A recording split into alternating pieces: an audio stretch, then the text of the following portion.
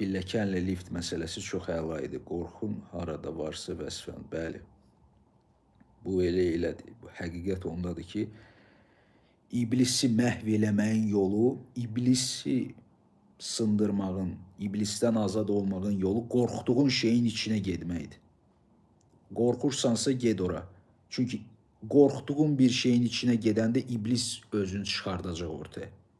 Birdən-birə görəcəksən ki, özü danışmağa başlayacaq. Ya, belə-belə.